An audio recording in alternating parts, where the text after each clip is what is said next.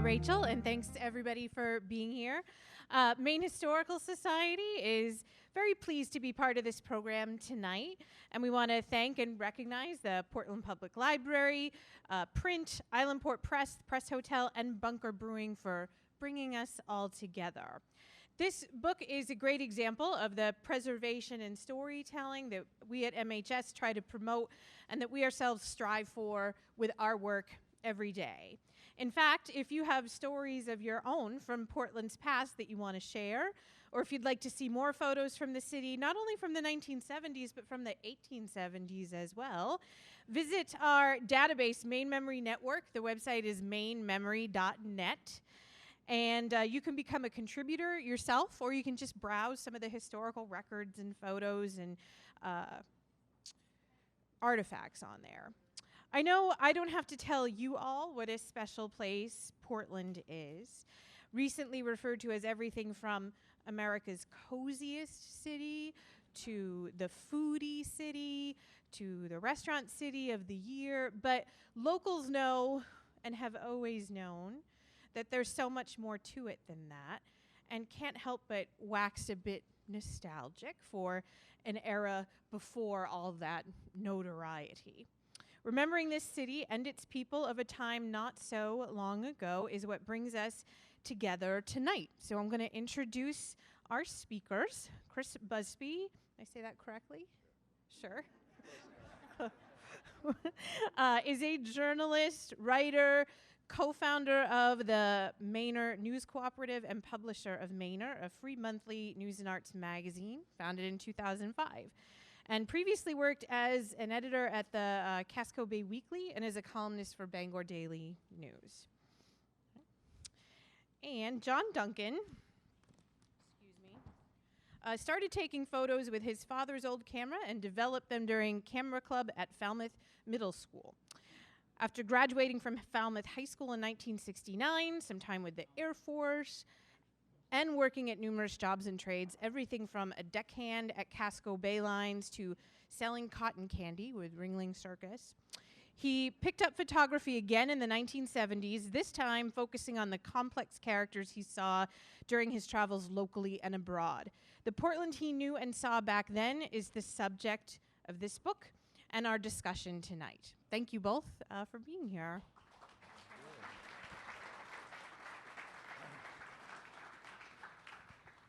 Thanks very much, everyone, for coming out. It's awesome to be here at Bunker, and I want to say that I'm personally humbled to be sharing the room here with John Duncan. Seriously, John, the book that you have produced here is absolutely fantastic. It is incredible. It's a beautiful document of Portland during the 1970s. The photographs themselves, I believe, there are works of art here, John. I don't know if there's anyone from the PMA or any of the big museums associated with the universities in this state, but I have to say the quality, these photos, many of these photos, a lot of these photos are museum quality photos, and they should be in museums in Maine, I firmly believe, because they're of that quality. It's really incredible work. And another thing I was struck by reading your book, by the way, and as an editor of paper, I have to say this: you are a great writer. If anyone's already read, if you had a chance to read, but seriously, your writing is really good. You've got a really good voice, and of course, just your life is really fantastic as material. But I have to say, kudos to you not only as an artist, but as a writer. And there's a lot to love in this book. And I also want to mention, by the way, that you put in a lot of historical detail in this book that I wasn't really necessarily expecting. But it's so well researched as well, not only from your era, but going back into the history of Portland. So I found the book to be really rich in so many ways, and I'm just blown away by what you've accomplished. So. Again, I feel humbled to be here with you, and to also I'm so honored that we're publishing some of your work in Mainer. And really, thank you for contributing to our publication, and I want to say that up front. Really, this book is really, there's a reason that it's selling like crazy. It's really a tremendous document. But let me start out with something that I don't think that you address too much in your writing. When you graduated from Falmouth High School, you said you were kind of a middling student, but granted it was 1969. But why didn't you, immediately go to college? Had that been a plan at all during high school, an expectation that you would go to college in '69? What was your thinking at that juncture of your life? Right. Nothing. I mean, I didn't really have a plan. I just got out of school, hit the streets of Portland. I was still living, I think at that time, in my home in Falmouth on Johnson Road, and kind of pendling, going back and forth, and spending time in the city, sometimes stay over with friends.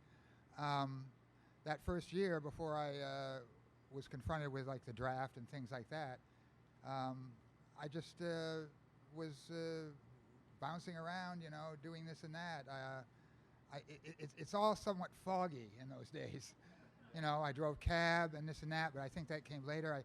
A year in Nebraska going to college, that was like 71, 2, somewhere in there, and then closer to the mic. Oh, there we go. Okay, sorry.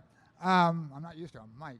Anyway, and then stint in the Air Force only because I had a low draft number and I couldn't decide between Canada or I thought if I went in the Air Force it would be more educational as opposed to being on the ground and being drafted and all that.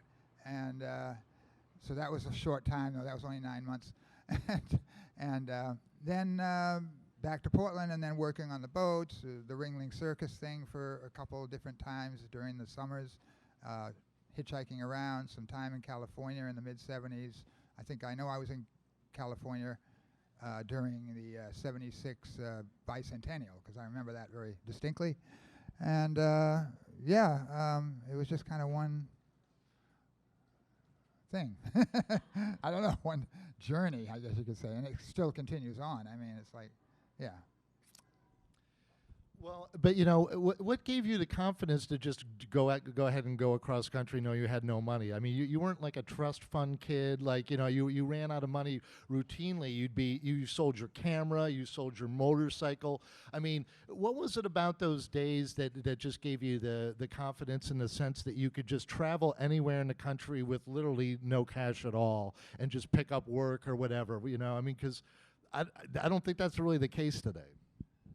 So just, I want to use this example. So when I was 15, and what is kind of fascinating to me is Island Port came out with a book a few days after mine called The Ghost of Walter Crockett, about Ed Crockett wrote about his father in the 1940s, 50s, 60s, who was kind of a derelict on the streets of Portland, kind of got kicked out of his home when he was, a kid, and spent time sleeping in Lincoln Park and this and that. And when I got into page 8 of that book, it talks about his father in 1948 at the age of 15 hitchhiking to the Bowery with a guy named Jeep Jennings who to go down there and get drunk. And I actually ran away at the age of 15 to New York City as a result of, I was growing up in Falmouth. I was at Holy Martyrs Church. A good friend of mine, his older brother, came back from Vietnam, and he came into the church that day, and he was missing, I forget if it was an arm, leg, but he had some serious injuries. And I was so upset as a young 15-year-old that I decided I was going to run away and go to Vietnam. I hitchhiked. I went to a Chevrolet's dance. I mean, I had my father and mother, they dropped me at a Chevrolet's dance, which was a thing in those days. And then I went to the bus station. I remember it was $25 round trip, New York City. Got down there, came out into Times Square. It was like a war zone, which I had never seen coming from Portland. And 2 days later, I did come home again, and I stayed with a friend of mine that I had met in summer camp here, and came back. And I guess I just had this wanderlust. I just always loved to just go out on adventure, and I liked to do it by myself. I found sometimes I had a good friend from Falmouth. We tried hitchhiking together, and we didn't get along very well. You know, I want to go one way, you want to go another way, you know, and so I just enjoyed that kind of unpredictability. It's almost like, you know, you come to these different little crossroads. Oh, am I going to take this road or that road? And it was just that kind of unknown, adventurous kind of serendipitous whatever that just kind of excited me and stuff. So that's what happened. Well, you know, it really was a different time, and I think, you know, so many people can't really appreciate what was going on for people of your age during that time with the draft in particular. And I'm glad you brought that up because, you know, it just strikes me that, you know, so many of the people that you document in your photographs are people who are kind of doing their own thing. They're on the more of the fringes of society. They're kind of living lives of essentially poverty, you know, living in these little rundown apartments and so forth. But for yourself and your friends during that time, was there a sense that you didn't really have a future? I mean, this is off, we're talking early 70s, this is also during the oil crisis, the oil shock, major depressions, recessions going on then. Was there a sense that, you know, things were kind of coming apart? I mean, obviously, you know, the 60s were the 60s, but here you are now in the 70s, and, you know, you've got the oppression of the Vietnam War, you've got all this drug stuff going on. I mean, you yourself personally are under surveillance by the FBI, which, you know, is in the book, you know, but, I mean, were you and your friends feeling like, you know, like just the regular straight life wasn't an option for you, like getting a house in the suburbs and having a 9-to-5? Because it seems like all of you were leading really, you know, eclectic DIY lives, and I wonder to what extent, like, what was happening in the society and culture, you know, drove you to do that. Well, I just think that, you know, I was a drifter. You know, I say that almost like, you know, I remember I read The Drifters. That was one of the books I remember I read in the early 70s by Michener, which was very, impressed a lot on me. I mean, I was reading that book, Europe on $5 a day, traveling, you know, went to Europe, hitchhiked around, came back. It was just this ongoing, for me personally, it was, I don't think I ever really felt any sense of, you know, that I had to do anything particular. It was just kind of one day at a time kind of experience for me at that time, and probably would have continued that way if I hadn't met Suzanne in Sweden at the end of the decade in 1979 in Italy, which then, you know, changed my life, and I ended up there and had kids and got trained and as an immigrant and took classes and this and that. I probably would have continued on. So it's hard for me to say. I mean, you know, you had Kent State. I do remember, you know, all those different incidents that were going on. It was just a time of, you know, I was just doing all kinds of different jobs and just living day by day, driving cab at night.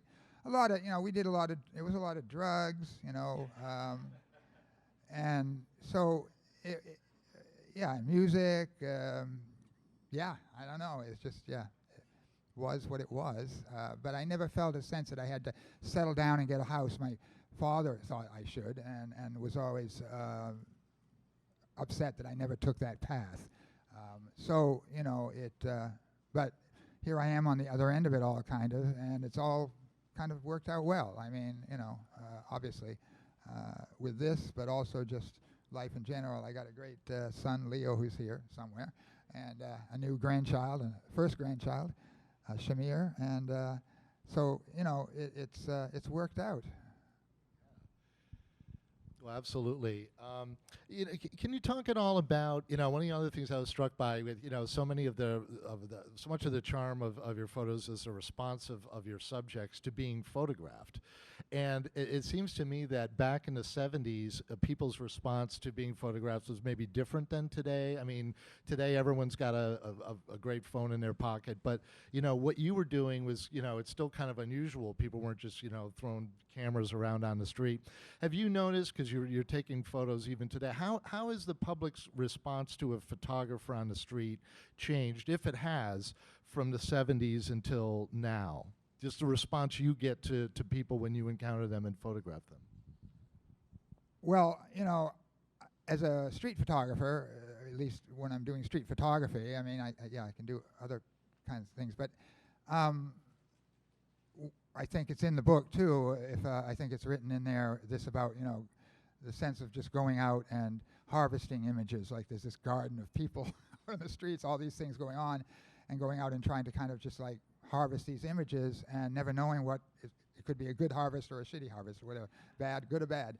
And I've noticed, in the summers when I'm riding my bike around, I'll shoot right off the bicycle and capture things that are, just randomly zooming by people, and then afterwards see these, looking at the photos, just capturing these things that I didn't even see when I took the picture. Sometimes I think of it like the camera is actually taking the picture, not me, because sometimes I don't even look at the screen on the camera. I just do it, and never know, what's going to come of it. But I do remember there's one picture I have that I took that was riding by on a bike, and then when I looked at it after, this woman is scowling at me. It's a young boy in front of her running. He's kind of half in midair, and that was kind of my focus. I didn't really pay attention to the woman and her daughter, but the woman was not happy when I could see that. But at the same time, I thought that captured a certain aspect of human behavior. And I guess that's what street photography is. You're capturing these kind of just random moments of human behavior and facial expressions that, say something. I mean, but like you say, everybody's taking pictures all the time, and I guess there's a difference between taking pictures and being a photographer. I guess there's a difference in some ways, but with the phone and the quality of pictures one can get, it's become almost it's almost kind of cheapened the whole idea of pictures in certain ways, because there's so many out there. But as I've started to do some film again too, I find that quite it takes me back to the idea that you never see it. It's not instant gratification. You don't see the picture right off the bat.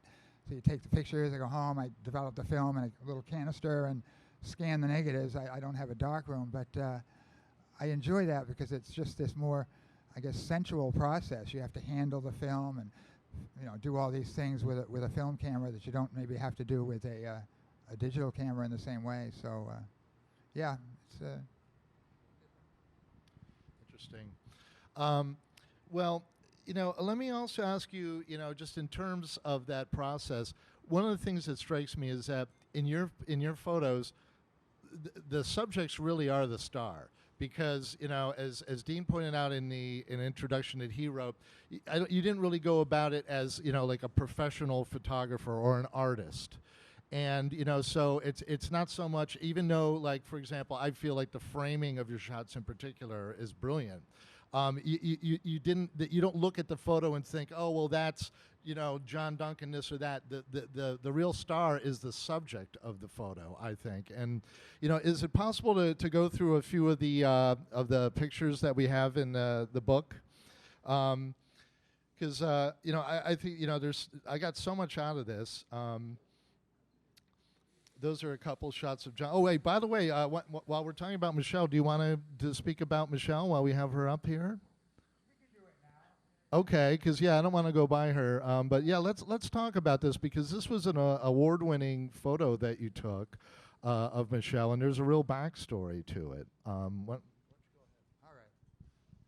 So I took this picture of Michelle. There's actually a few other shots where she's sitting in the West End selling Kool-Aid, and she's sitting in a baby carriage. So she's sitting with her butt in the carriage. Her legs are hanging off the front. She's got the Kool-Aid in front of her. And I took the shot of, I have shots of her like doing that. Then I took this shot, which is with I think I had a 135 millimeter. It's a telephoto shot somewhat. And yeah, I've had this shot up until 2 years ago. I had no idea who it was. And I have always wanted to know who it was because it's one of my favorite photos. And then I found her. And so what I'm going to read, and I read this, I don't know who was at the St. Lawrence thing because I read this up there, but for the old cliche, a picture is worth 1,000 words, I feel that what occurred around this photo and my communication with Michelle and her daughter, and Michelle as a young person was in the West End, but then when she was raising a family, she was in Wyndham. Now she lives in Florida with her daughter. So I'm going to read this exchange we've had on like Facebook Messenger, and this occurred just before I did the presentation in November, when the initial book presentation. So I'm answering her, and I just said, for me, it's not just about the photo, but the story behind it, which I've only shared in conversation with friends. When I first connected with you and told you I had heard about your daughter, Marina, taking her own life, the first thing you said was, I hope no one comments negatively on your Facebook page. That you were concerned for me in that way spoke volumes to me about human kindness. I have told that story to so many as an example of the goodness of people. I'll never forget those words, and it's all that background around your photo that makes it what it is for me.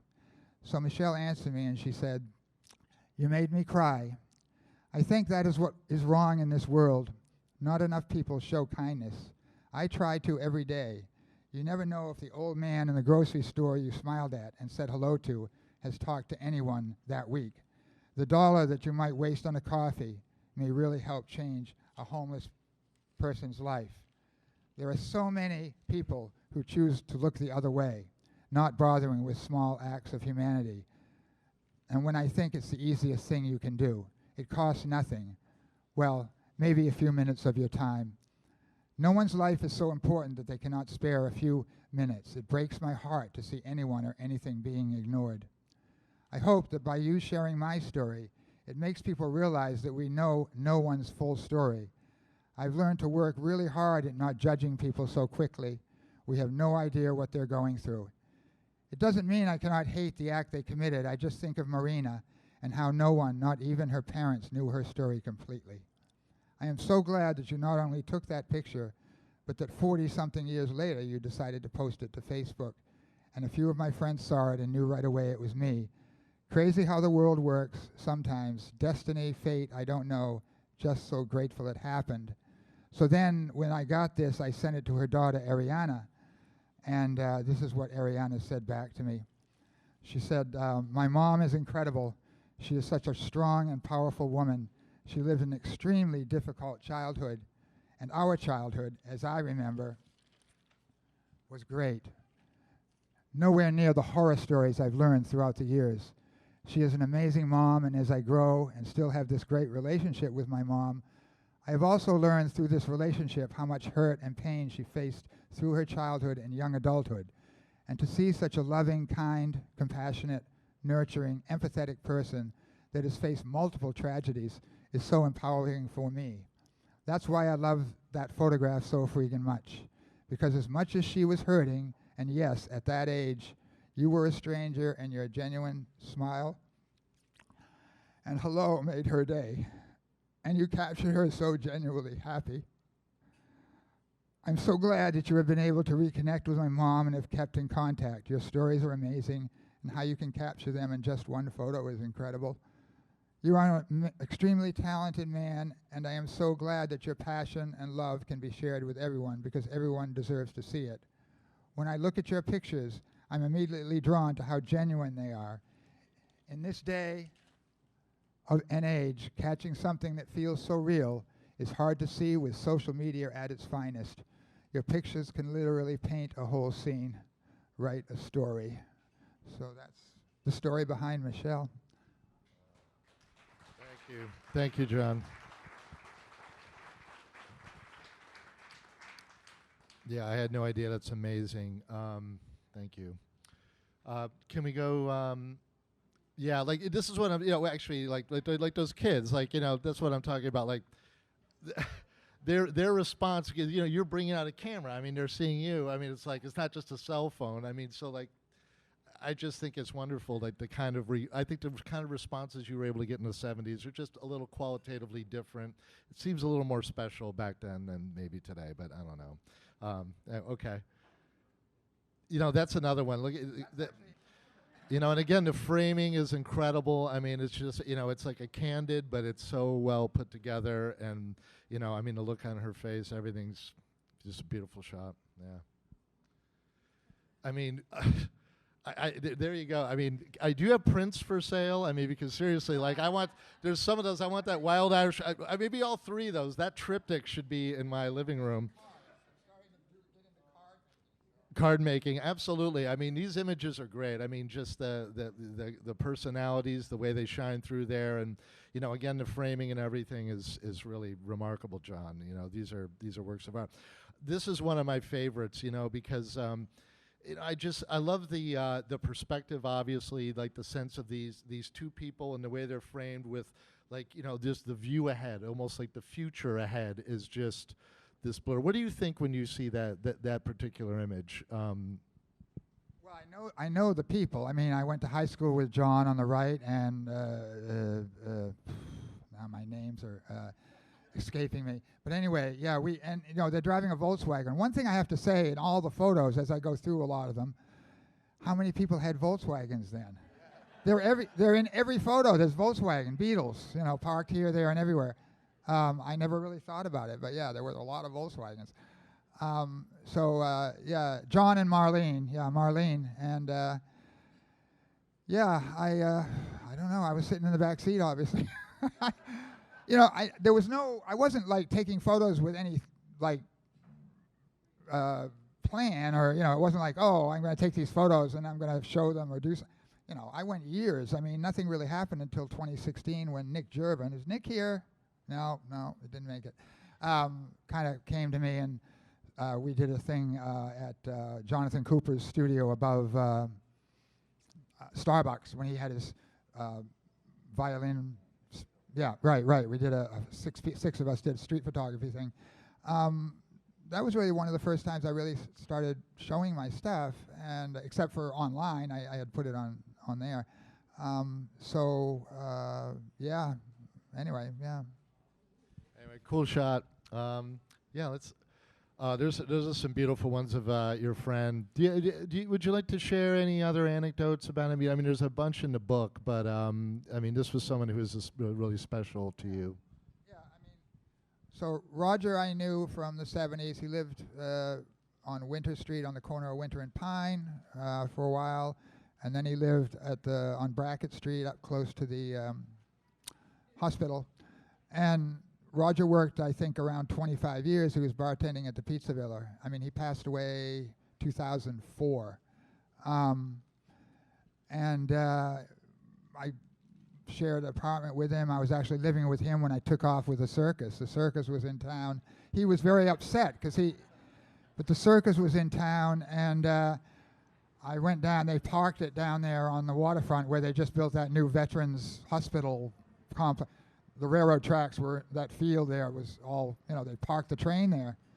I just went down there and off I went, as a concessionaire selling cotton candy, and spent a couple months on that, and then came back. And then Roger got sick. His wife actually got MS. She worked at Maine Med.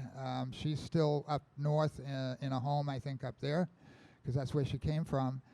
And when just before Roger, he was getting pretty bad. He lived out in Wyndham. I would spend a lot of time with him.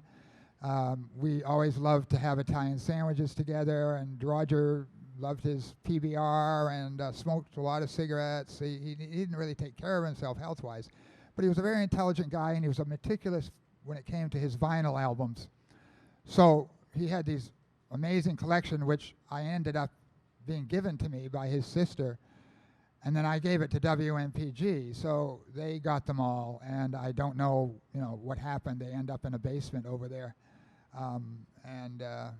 yeah, there's a lot of story there. I mean, it could go on and on, but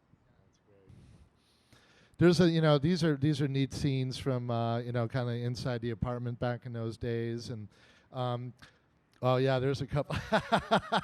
What a difference that is! Both of those are John. Believe it or not, both of those are John Duncan, after and before acid. That's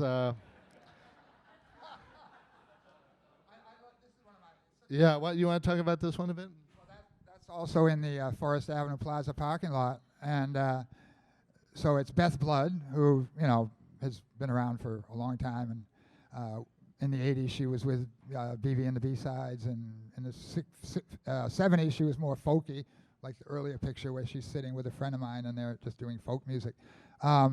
Dana, who they were kind of hanging out together at that time. June, who was an artist, who I hung out with for a while, and then John Reed, who was in that photo in the Volkswagen on the one side of the picture, who went to Falmouth High School, who was a good friend. And just the Volkswagen, the whole, it's just very 70s, isn't it? You can even see my camera case. I had this like briefcase with the camera, and I had like 3 lenses. I had a 20 millimeter, a 135, and a 35, I think, or whatever. I didn't like 50 millimeter lenses. I liked wide angle. So, that was the kind of when that was taken. That's awesome. Great. This is one of your favorite friends. Yes, Sandy Bovine, who I know she was from South Portland. She was together with a friend of mine way back. She has red hair, bright red hair. So you have to, imagine that. She was quite a character. I don't know what happened. We actually hitchhiked to San Francisco in the 70s, and she ended up staying in San Francisco. I came back to Maine, and I have not gotten any feedback. There's some Bovines in South Portland, but I don't think any of them were connected. So she, what I forget about is it's been so long. I mean, some of these people could not even be living now. So it's kind of yeah. But this one. It's funny that they didn't just name it this now, because what it is, it's a cannabis store now, and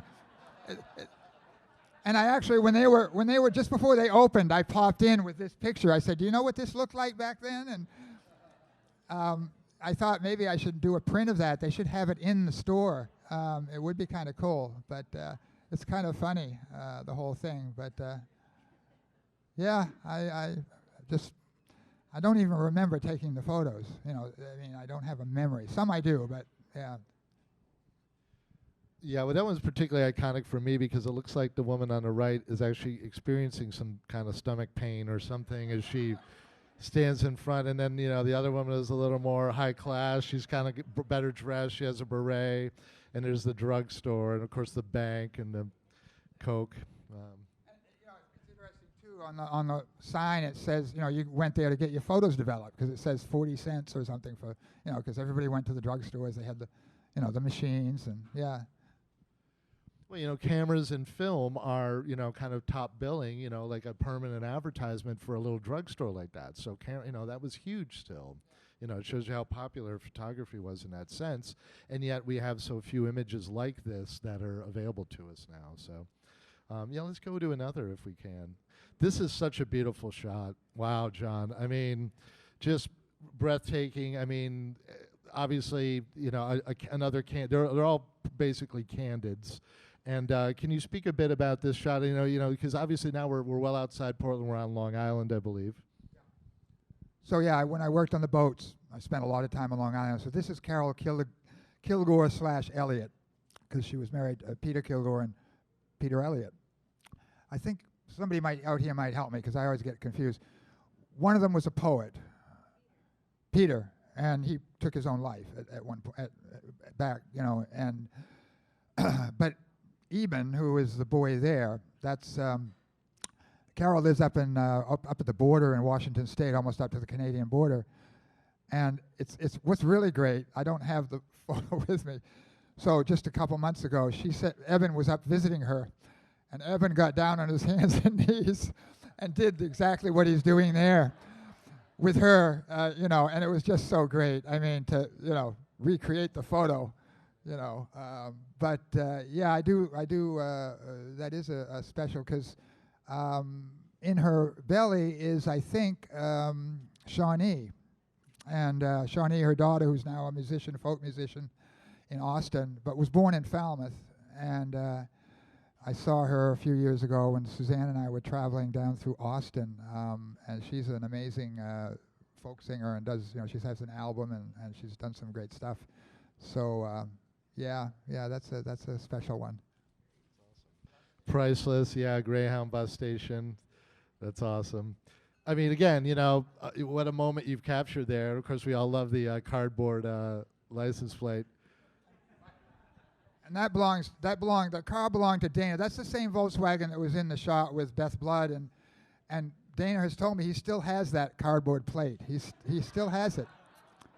So I'm assuming that's, there was a Volkswagen repair place on Washington Avenue, I remember, and I think that's probably where that was.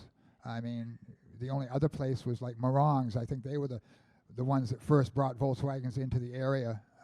But yeah. Well, why don't we do? Oh wow, this is again so beautiful. I mean, this informal portraiture you were doing, the looks that you've captured, and just the classic.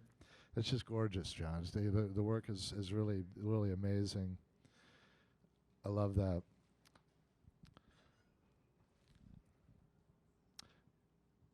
Oh wow, yeah. I mean, these are so great too. I mean, the one on the left is of your first wife, Pat. I mean, just the composition of that one, it blows me away.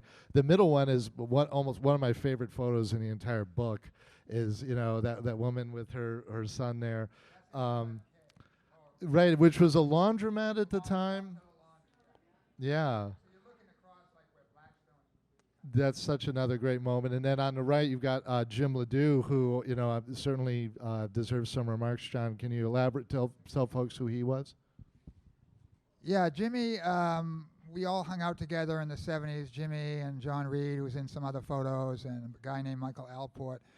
We hitchhiked and traveled out to Gillette, Wyoming to work on oil rigs.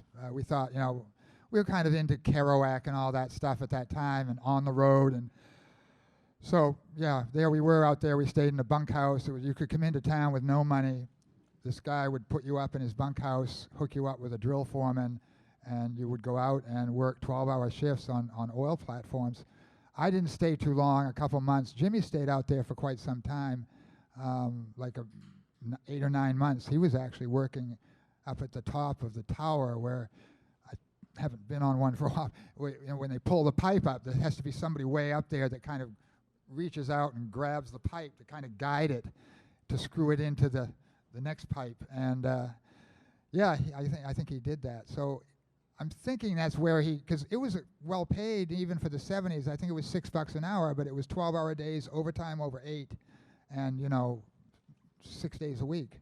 So you could save money, but we were going into the town. It's a small place. We were drinking away and doing this and that. So I don't remember really saving a lot. But it was an adventure. And then Jim, of course, started Alberta's Restaurant, which I think in the 80s it was one of the first. He really changed the food scene in Portland, I think. And then him and then Jonathan St. Laurent was involved with that too. And he was very. He supported the arts a lot. Yeah, and some people loved him and some people hated him. I mean, some people had all kinds of different issues with Jim, but yeah, I wasn't around when he passed. I missed it, kind of. I was trucking at that time, so I wasn't here. I didn't know about it until later on. And but it's a big family, and there's still some of those people are left, his family, and yeah. That's Jim. Yeah. That's really cool. Yeah, very important figure in the history of Portland's restaurant scene for sure. Yeah, some of the nightlife and the bands. John, by the way, question. Almost all the photos that you included in the book are taken during the day. I assume you took as many photos at night, or did you not take as many, or were some of the night shots not quite ready for Islandport press, or I didn't like using flash that much. I don't know if I did here or not. And I don't have a lot of night. I do more now with the digital, but this was obviously indoors from what I understand, I think it may be the Rook and Pawn. I'm not sure. The band was called the Big Roll Band. I know that much. And people have named the people, which I can't really remember off the top of my head. I don't know if they're still with us or not in terms of... Somebody said it was the Rook and Pawn. It's not Gino's. I don't think it's not Gino's, because I do have something in Gino's, and I can't even remember where the Rook and Pawn was, but... It was somewhere. Cool. Yeah, just a little, wow. You know, another, the shot on the left, again, you know, please make prints. You know, we're ready to have like full-size reproductions of your work. They're two of your friends from back in the day. Beautiful shots here, John. Can I ask you, I guess just kind of an obvious question, but, you know, maybe not obvious. Why were you shooting in black and white? Was there some intention back then? It was cheap, and I could develop it myself. Yeah, I mean, I do have some color. You know, I have a lot of color slides that I kind of got into that I haven't even delved into those, but much yet. But yeah, it was just, you know, sometimes I bought the film sometimes on those rolls, and I had one of those things you could load your own things. But sometimes I do have some strips of film that have like a little hairline through them, because if you got a little piece of dust or something in the little felt where the film came out, it would just cause a thing over. But it was quite inexpensive to get film that way, and so I think, yeah, I developed it. And just a quick story too, it just popped into my head, but the photo there of the state drugstore. So I'm maybe last year before, I'm in Norm's barbershop, the Senior Citizens. I go in there and talk to Norm, and I had heard that my birth mother's, my grandfather on that side of my family, that, you know, I found that his name was Bowler, and he had a barbershop up at the State Theater building. So I was asking Norman about it, and Norman brought out a folder, like a notebook, and he opens it up, and there's a print of that picture of the state drugstore. And I said, Norman, that's my photo. And he didn't know, he couldn't remember. But I realized that I had given him that print. It was an actual print I must have made and given to Norman back in the 70s. It was such a weird thing. You know, you're talking 40 years later, and here he is opening it up. It was just, you know, that stuff's been happening a lot. So this kind of, you know, yeah. That's great. It's a small town for sure in that sense. There's that's the Schwartz building when it was actually occupied last. Imagine that. You know, Jeffrey Rice is still working on that. So yeah, any year now. Morris is there enough. That's a very interesting shot, John. You took this self-portrait on Long Island in a house that was being demolished. You made a remark underneath this, like it might have been a comment on your state of mind at the time, or could you elaborate? Well, yeah, I think I can't remember if I was under the influence of some substance at the time, but I took the photo, and then I thought about, you know, it kind of reflects that. And it's interesting, my son Joel, who lives in Sweden now, but when he was kind of traveling around Europe, he has a photo in Berlin that mirrors this. He took it personally. He's in a dilapidated building, taking a photo that's, you know, almost the same kind of photo. I thought that's kind of neat for a father to have his son do that, you know. But yeah, but he got around Europe quite a bit in those days. That was it. All right, we'll leave it at that. But another amazing shot for sure. I mean, really, that's another one of my favorites. I mean, I think this is one of the, again, you're saying you were just shooting from the hip here. You know, and can you talk a bit more about this method where you're just walking down the street and just kind of clicking? You're not pointing at anything, you're not looking at anything, and then you would get stuff like this? Yeah, I mean, I still do it, you know, with the camera I have now, sometimes just click, you know, but, and I don't know if I knew, he looks kind of familiar to me. The thing that I always found interesting was her hand, the way it's like a claw, you know, she's holding her hand up, and the code is kind of interesting. And then you see the State Theater, that's when it was a porn theater. So it never said the names of the films, it just said 16 millimeter big hits. And yeah, and it was that way for quite some time. But as a child, I was going to the State to watch like Fantasia and you know, all these Disney films. And I remember my father taking me to see Please Don't Eat the Daisies with Doris Day. And somewhere in that film, I don't know how old I was maybe 12, I don't know. I'm with him, I don't know why or what I was doing, but and the word sex appeared, and it came up in the film, sex, and I didn't know what that word meant. I thought it was, I said to my dad, I said, "Dad, what's sex?" And he turned to me and he said to me, "It's a big number." And I thought, it was kind of a double, I didn't think of it at the time. I thought as a kid that it was like, I thought of, oh, you mean like sextillion. I kind of somehow knew, because there is, so that's, but there's kind of a double. I'm not sure how we got there, but I'm glad we did. Yeah, there's Marlene again, probably same car, more kind of shots from the street. Another beautiful shot. That's from the Old Port Festival.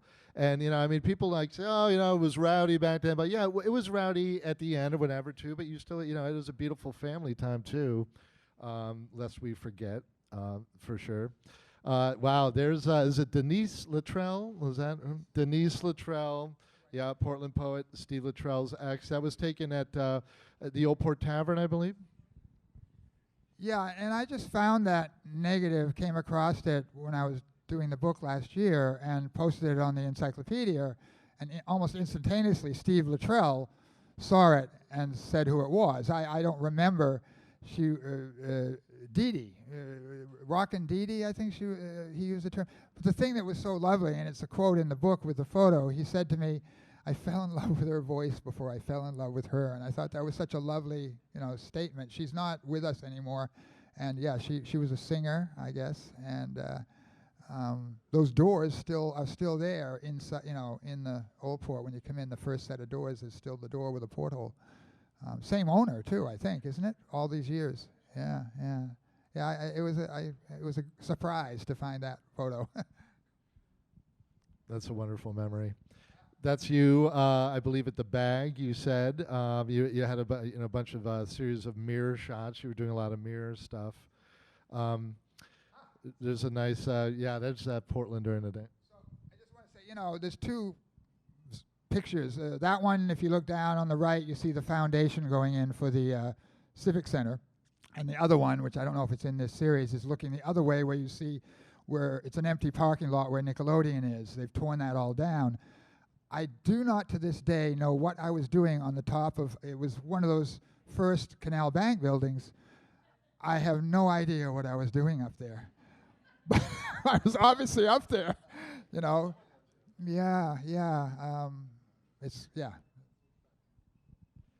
Yeah, that's the Holiday Inn by the Bay up there. Is that the end of the roll? Great.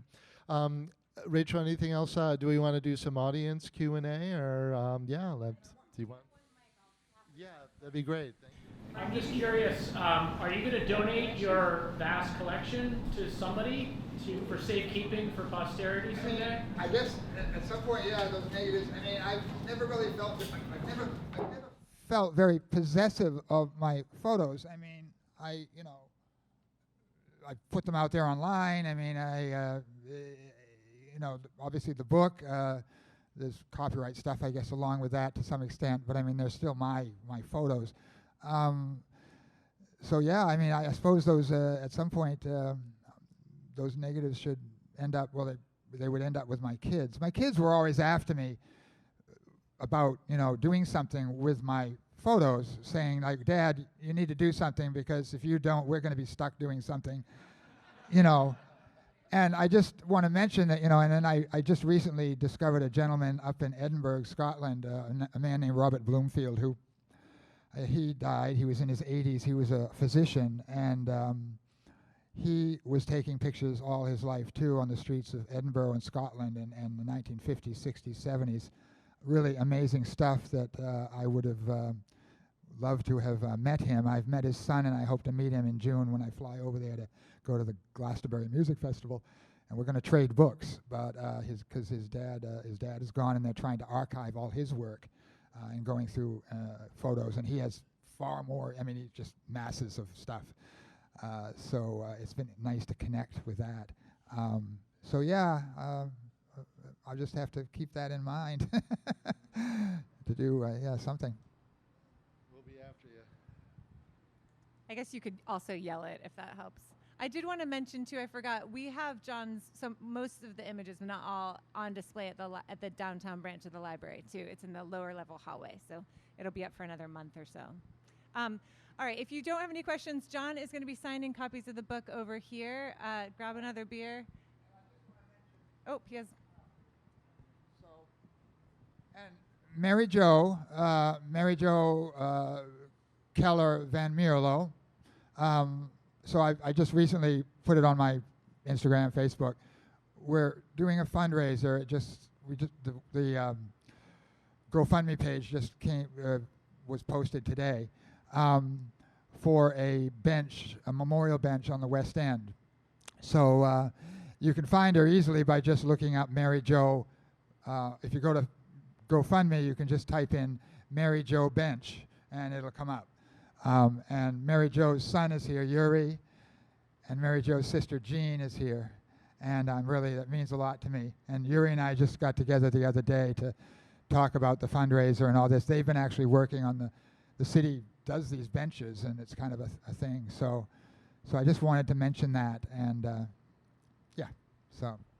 Is it the West End? Yeah, West End, okay, cool. Yeah, awesome. Okay, so thanks again. Thank you so much, and thanks for coming, and stick around.